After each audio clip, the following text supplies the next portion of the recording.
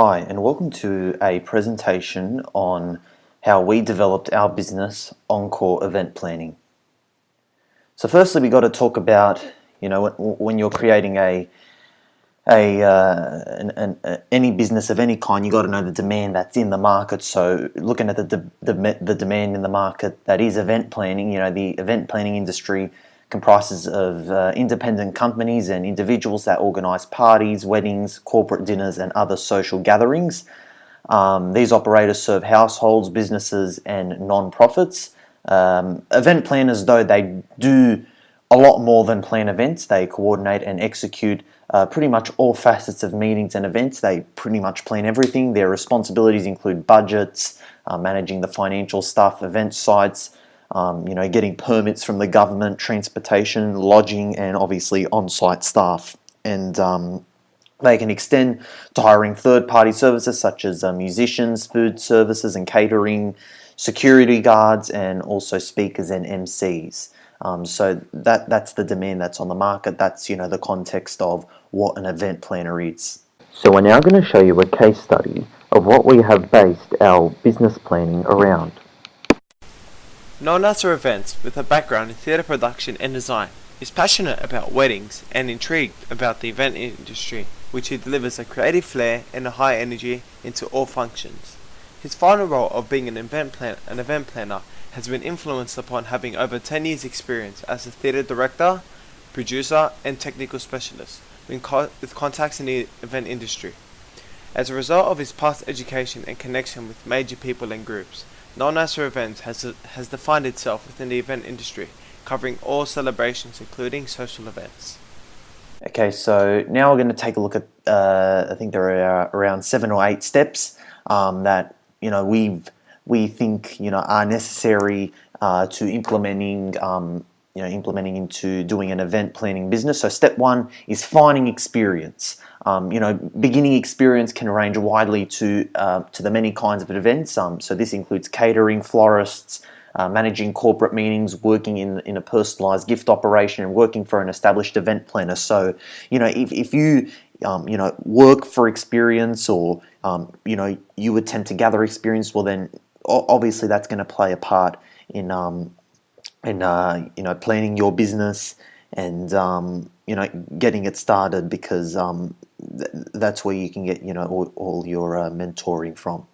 Step 2, finding a leader, establishing a leader, or becoming the leader yourself. You advancing someone, whether that's yourself or someone else, into a position of responsibility as a chairperson.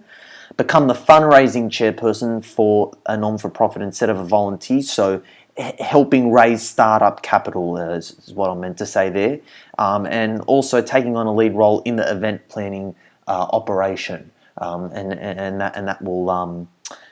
that will help start up your business, give it its startup capital boost that it needs, and hopefully from there that's where you can make a start on what you want, where you want your event planning business to go.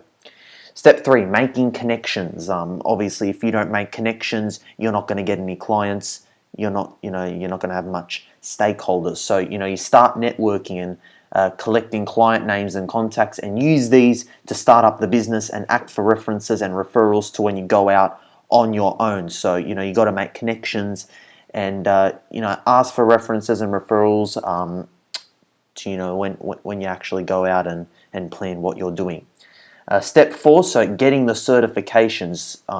Obviously, this has to do with the legalities of starting a business. You have to get certifications because, obviously having experience, being inexperienced, if you do not have the right certifications, well then obviously that can get you into a lot of trouble financially and legally.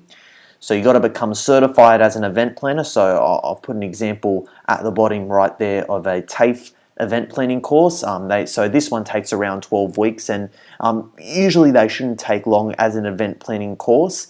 And obviously there are many others there are many other places where you can receive a certificate, and this can obviously help you for when you get into that career. Step 5, forming a business entity. So basically, again, carrying on with the legalities. So you have to go through the government if you're planning to create a corporation or a partnership. I shouldn't probably say company there.